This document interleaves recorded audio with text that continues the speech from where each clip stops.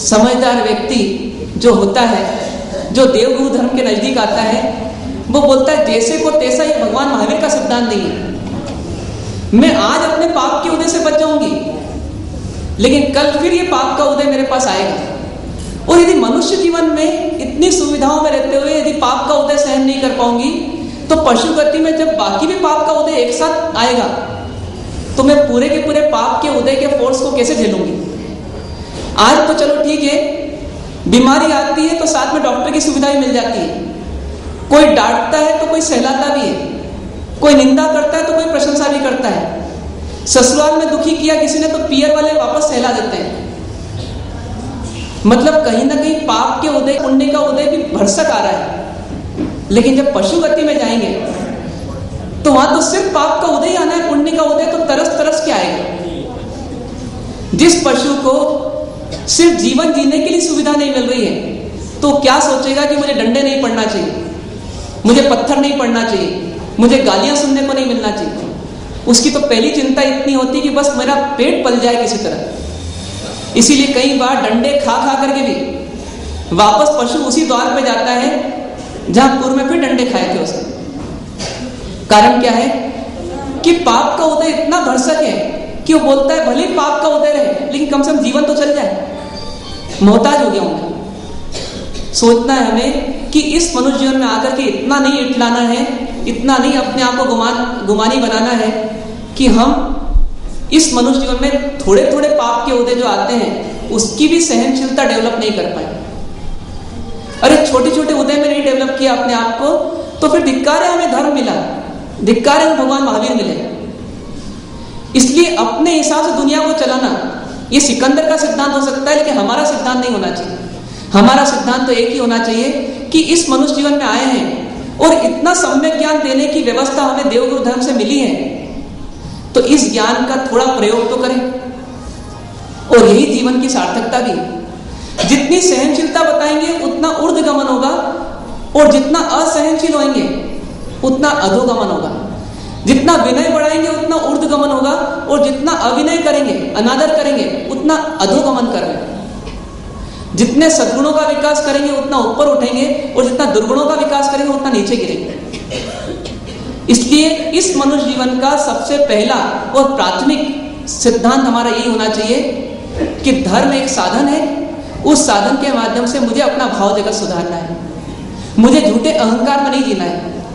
जो पूंजी मिली है, जो ऐश्वर्य मिला है, जो वैभव मिला है, ये मात्र पुण्य का खेल है। इस खेल में कब पलटा आ जाए और कब पाप का उदय आ जाए कोई भरोसा नहीं। इसलिए जब तक पुण्य का उदय है, जब तक अनुकूलता है, तब तक मुझे अपने आप को साथ लेना है। यहां वो व्यक्ति नहीं आ सकता जो कैंसर से ग्रस्त हो, जो एड्स से ग्रस्त हो, जिसके घर पर अभी खाने पीने के लाले हो, जिसको आज कोर्ट की तारीख हो, जो जमानत पर छूटा हो, या जिसका पीछा पुलिस कर रही हो, वो व्यक्ति शांति से धर्म भी कैसे सुन सकता है। पाप के उदय में धर्म सुनना बहुत मुश्किल कार्य है। पुण्य के उदय में धर्म सुना जा सकता है, समझा भी जा सकता है।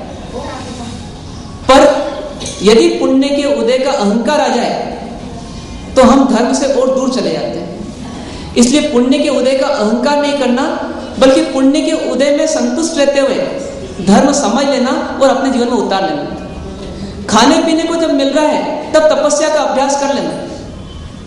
जब इंद्रियां काम कर रही हैं तब तक तीर्थ यात्रा आदि कर लेना। जब तक ज्ञान शक्ति काम कर रही है तब तक स्वाध्याय सत्संग में मन को रमा लेना। तो ये जीवन की एक उपलब्धि बनेगी। जिस समय पाप का उदय आएगा हम कुछ नहीं कर पाएंगे, हाथ मलते रहेंगे।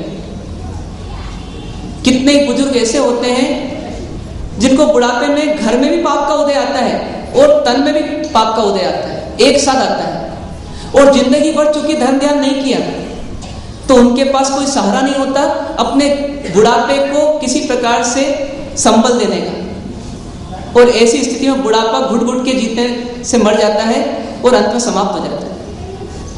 इसलिए चिंतन एक ही करना हमें कि हमें इस पुण्य के उदय में अपना काम करना, और अपना काम इतना ही करना है कि अपनी इच्छाओं को जीतना है, अपने भाव जगत को सुधारना है, और अपने अंदर के जगत का भला करना है। क्यों करना? क्योंकि इस जीवन के बाद कोई साथ जाएगा तो मात्र हमारा भाव जगत जाएगा। इस भाव जगत के अतिरिक्त बाकी सब चीजों का अभाव हो जाएगा। कोई साथी नहीं रहेगा, कोई संगी नहीं रहेगा। सिर्फ हमारे संस्कार, हमारी धारणाएं, हमारा ज्ञान, हमारी मान्यता, हमारी सोच, हमारे सद्गुण, ये हमारे सहारे बनेंगे। इसीलिए पूरी दुनिया यदि तराजू के एक पलड़े में हो और दूसरी तरफ हमें अंदर के जगत को सुधारने का कोई साधन, सामग्री, समागम मिले, तो हमें किसको चुनना? तो इस पलड़े को सुनना जिससे हमारा भीतरी जगत सुधर रहा। ये हर शावक की, हर साधु की ड्यूटी होती है। ऐसा भी नहीं है कि शावक है उसको छूट है। छूट अवश्य है, लेकिन कमजोरी वश है। अन्यथा आपको भी साधु ही बनना है। हर आत्मा को साधु बनना ये कर्तव्य है, क्योंकि साधु बनेगा तभी संयमित होगा, और संयमित होगा तो ही अपनी गतियों को सुधार पाएगा, अपने भाव जगत को सुधार पाएगा। बीमार शावक भी होता है, बीमार साधु भी होता है। बस दोनों में अंतर इतना है कि एक बीमार होते हुए भी बीमारी का उपचार नहीं करा रहा है और बीमारी बढ़ाते जा रहा है। बीमारी को अनदेखा करके बीमारी को और मजबूत बनाते जा रहा है। और एक क्या कर रहा है? बीमारी को छोड़ने के लिए परमात्मा के आईसीयू में एडमिट हो गया। साधुपना मतलब क्या? परमात्मा के आईसीयू में एडमिट हो जाना, अपने आप को बीमार स्वीकार कर लेना और बीमारी दूर करना ही लक्ष्य बना लेना। और उसके लिए जो देवगुरु धर्म है, ये वैद्य हैं, ये डॉक्टर्स हैं, बस इन डॉक्टर्स के प्रति समर्पित हो जाना। शावक बीमार तो है, लेकिन अपनी बीमारी की जो संगीनता है, गंभीरता है, उसको समझ नहीं पा रहा। और इसीलिए क्या हो रहा है कि धन कमाने के लिए झूठ बोलना पड़े तो बोल रहा है, कुटिलता करना पड़े तो कर रहा है, पर ये समझ नहीं पा रहा है कि एक तरफ धन कमा रहा हूं और दूसरी तरफ संस्कार गंवा रहा हूं। संस्कार रूपी संपत्ति खत्म होते जा रही है, और जो संपत्ति नश्वर है वो संपत्ति आसपास के क्षेत्र में इकट्ठी होती जा रही है। बैंक बैलेंस बढ़ता जा रहा है, लेकिन वो बैंक बैलेंस मरने के बाद साथ में नहीं जाने वाला, ये सत्य है। इसलिए शावक का कर्तव्य वही है जो साधु का कर्तव्य है। साधु को यदि भाव जगत को सुधारना है तो शावक को भी सुधारना है, ये प्राथमिक कर्तव्य है।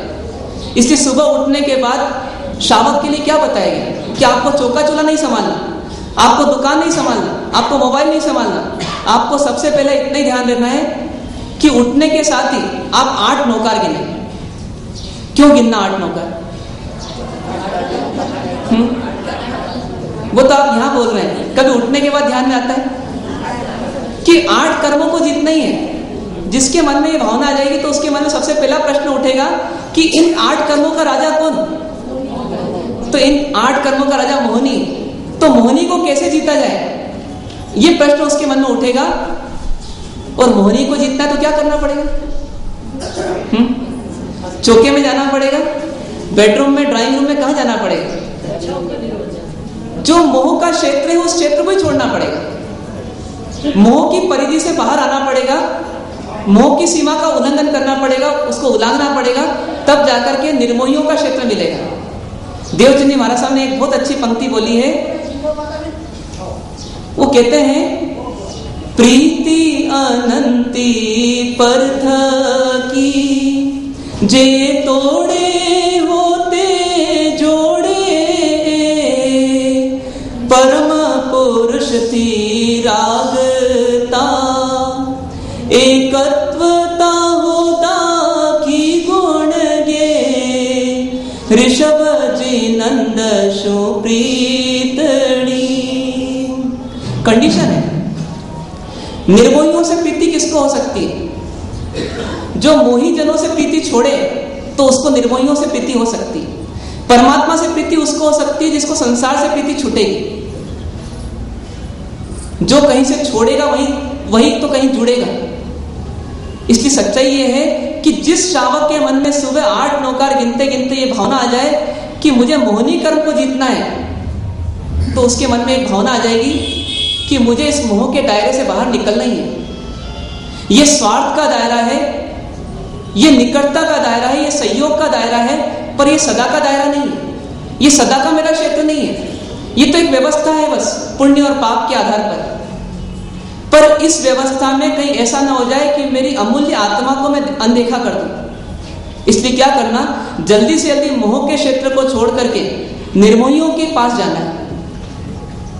तो सुबह उठते से भावना क्या हो जाएगी, मुझे परमात्मा के दर्शन करना है। पर परमात्मा के दर्शन करें कैसे?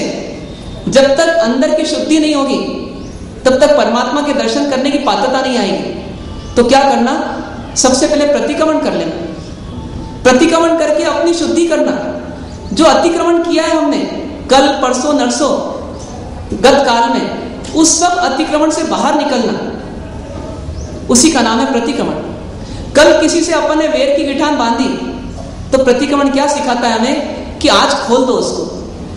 सुबह सुबह इतनी शांति है बाहर, भीतर भी शांति थोड़ी ले आओ, और उस व्यक्ति के प्रति जो क्रोध आया है, जो गिठान बांधी है, उसको आज खोल दो। क्योंकि आज अभी पक्की नहीं हुई हो, पर जैसे जैसे समय बीतेगा वो पक्की होती जाएगी। एक समय ऐसा आएगा कि आप सोचोगे कि अब गिठान खोलना है, लेकिन आपका दूसरा मन बोलेगा कि देखो अब अपन इतना आगे बढ़ चुके हैं कि अब अपन वापस पीछे नहीं लौट सकते। इसलिए अपने आप बताया कि राई का राई में और देवसी का देवसी में प्रतिक्रमण कर डालो। जब आत्मशुद्धि होगी तो आत्मा की पात्रता बनेगी कि देवालय में जाकर के देव के दर्शन कर सके। वहां भी लक्ष्य तन नहीं बना, धन नहीं बना, परिजन नहीं बना, इनकी तो बात आई नहीं सुबह से अभी तक। देवालय में जाकर के देव के दर्शन करते हुए भावना क्या बना कि हे अनाहरी, आपने तो आहार तक को जीत लिया और मैं आहार से लेकर के छोटी छोटी बातों में भी अटका हूं। पहले छोटी छोटी बातों को छोड़ूं, अंत में आहार को भी एक दिन छोड़ूंगा, इस लक्ष्य से मैं आपके दर्शन कर रहा हूं। मुझे अंत में बनना आपके समान है, सिद्ध बनकर के दम लेना है। ऐसा कौन सोचता है? ऐसा एक शावक को भी सोचना है, सिर्फ साधु को नहीं सोचना। भले शावक का वेश साधु का नहीं है, लेकिन शावक की भावना तो साधु की हो सकती है। और जब इतने निर्मल भावों में सुबह की शुरुआत करेगा शावक, तो उसका दिन भर किस खुमारी में बीतेगा कि भैया आज क्रोध नहीं करना, आज माया नहीं करना, झूठ नहीं बोलना। फूल चढ़ाते चढ़ाते हमको बरसों हो गए, लेकिन फूल एक ही तो संदेश देता है हमको कि देखो मेरे अंदर कुटिलता नहीं है, मैं बाहर से कुछ और अंदर से कुछ और हूं, ऐसा नहीं है। मैं बाहर से भी कोमल हूं और भीतर से भी कोमल हूं, ऐसी मेरी स्थिति है।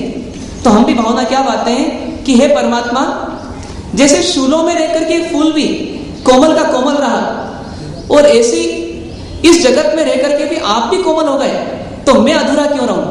आज से मैं भी अपनी मायाचरी छोड़ता हूं। मैं कपट नहीं करूंगा किसी के साथ, मैं किसी का शोषण नहीं करूंगा, मैं किसी को दगा नहीं दूंगा। ऐसी भावना अपन उस समय बातें हैं, तो आप सोचिए कि जब मंदिर से बाहर निकलेंगे तो उस समय भावना क्या होगी हमारी कि आज झूठ नहीं बोलूंगा किसी। ये भावना नहीं होगी कि अब जल्दी से जल्दी दुकान पहुंचना है और अपने झूठ की बौछारें करते जाना है दिन भर। एक ही भावना होगी कि झूठ नहीं बोलूंगा तो क्या दिक्कत हो जाएगी। अरे जब जन्मा था मैं और करोड़पति घर में जन्मा, तो करोड़पति बनने के लिए मैंने कौन सा झूठ बोला? कोई झूठ नहीं बोला। मैं तो नादान था उस समय, पर मैं जब जन्मा तो मैं करोड़पति बन गया। बिना झूठ बोले ही व्यक्ति करोड़पति बन रहा है, और कितने ही झूठ बोल करके भी कितने लोग आज भी फुटपाथ पर ही हैं। तो फिर मैं झूठ क्यों बोलूं? ऐसा देवालय में जाकर के देव के दर्शन करते हुए जब हम भावना बांधते हैं कि मुझे अंदर की जगत को सुधारना है, और इस पर प्रहार करते चले जाते हैं बार बार, नहीं मानने वाले मन को भी मनाते चले जाते हैं बार बार, तो एक समय आता है कि मन को मानना पड़ता है। जब गलत चीजें मन ने मानी है, हमने मनवाई है और मन ने मानी है, तो हम अच्छी चीज मनवाएंगे तो अच्छी चीजें मन मानेगा। समस्या आती है तो मन कैसे मान जाता है कि मुझे आज उपवास करना है? हम मनवाते हैं तभी तो मानता है। यदि हम अच्छी बातों के लिए मन को मनाते जाएंगे तो मन को मानना पड़ेगा, पर उसके लिए प्रहार कैसा करना पड़ेगा?